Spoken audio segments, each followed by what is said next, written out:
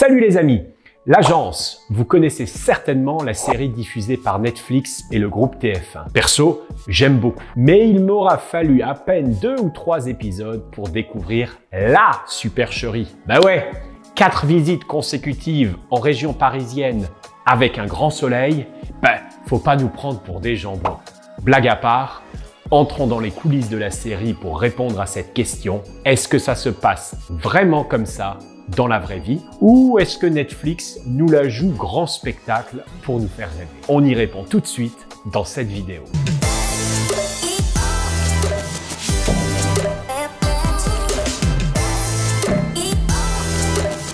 Bienvenue dans notre vie.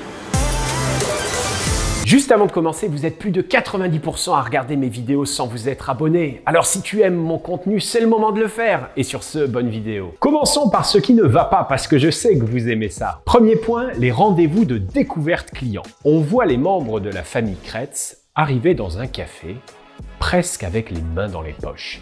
Et en moins de 2 minutes, sans prendre aucune note, ils ont pigé les envies, les besoins d'un client qui va investir plusieurs millions d'euros dans son bien. On sait très bien que pour un studio, déjà, c'est compliqué. Alors, quand on va mettre des dizaines de millions d'euros, et même si on a les moyens, je dirais même d'ailleurs, surtout si on a les moyens, on fait pas n'importe quoi. Deuxième point, les happy end systématiques. Uniquement des happy end.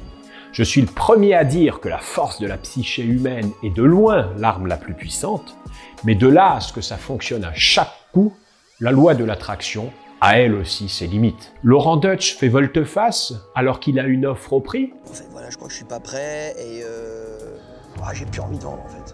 C'est illégal, mais pas grave, l'acquéreur lâche l'affaire. Moi, si j'allume un barbecue à Sainte-Maxime, j'ai la municipale qui arrive dans les 10 minutes, mais là, pour la famille Kretz, ça passe crème. On pourra aussi citer l'exemple des ventes virtuelles. Il est tout à fait vrai qu'un bien a été vendu 22 millions d'euros sans même que l'acheteuse américaine ne se déplace.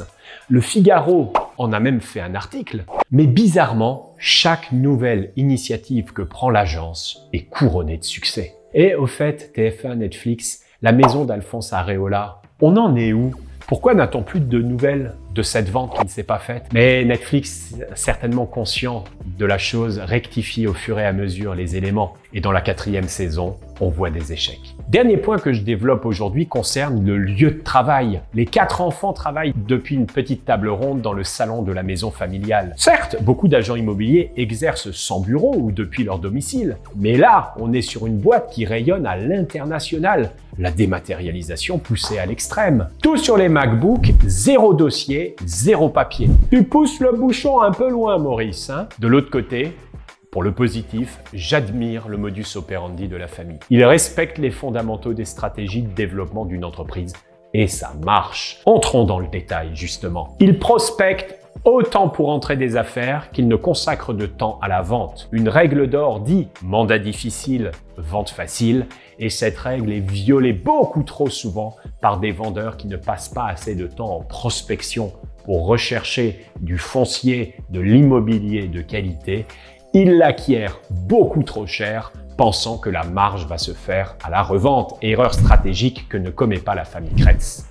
Ils sont sans cesse à la quête du développement de leur réseau. À chaque rencontre, ils demandent à se faire inviter, à se faire présenter. Bref, ils bougent, ils se bougent. C'est l'illustration parfaite de comment développer son réseau de prescripteurs. Un point crucial, le lien se crée avec la personne rencontrée dans la vraie vie, IRL, comme le dit si bien cet acronyme en anglais, in the real life. Ils sont sur le terrain, ils acceptent des affaires que je qualifie de tremplin. Une location pour une agence comme ça, c'est une perte de temps. Éventuellement une formation pour le plus jeune des 4. Mais si cette location permet de rencontrer du monde, ce n'est plus la commission qu'il faut regarder, c'est la valeur de ce qui se cache derrière, des portes que vous allez pouvoir ouvrir. C'est là qu'il faut porter sa vision. Pour saisir des opportunités, il faut d'abord pouvoir en offrir. Pensez-y, ils savent saisir les opportunités et ce malgré une peur légitime. Le changement fait peur, notre cerveau a une aversion avec ce changement. Le meilleur exemple qui illustre mon propos est la télé. Bien sûr que Netflix et TF1 font leur beurre avec leur aventure, Bien sûr qu'exposer sa vie privée au grand jour comporte des risques, mais imaginez les portes ouvertes, la crédibilité offerte ou la notoriété développée par le petit écran. Loin des yeux, loin du cœur, ils sont proches de vous. Pour preuve, vous les avez dans votre salon toutes les semaines. La question à se poser est de savoir quelle a été l'importance de Netflix dans le rayonnement de cette agence. Supérieure à celle de M6 pour Stéphane Plaza? En conclusion, oui, la réalité est évidemment surjouée. À l'instar de Cauchemar en cuisine, il est indispensable de respecter les codes du petit écran pour que le programme fasse de l'audience. De ton côté, tu as un projet, tu veux acheter, vendre, investir ou même travailler dans l'immobilier et tu veux séparer le bon grain de l'ivraie, savoir ce qui est paillette et ce qui est réalité, eh ben, je t'invite à aller en description, réserver un call gratuit et puis pour tout le monde, on like, on partage, on s'abonne et moi je vous dis à très bientôt pour de nouvelles aventures. Bye bye.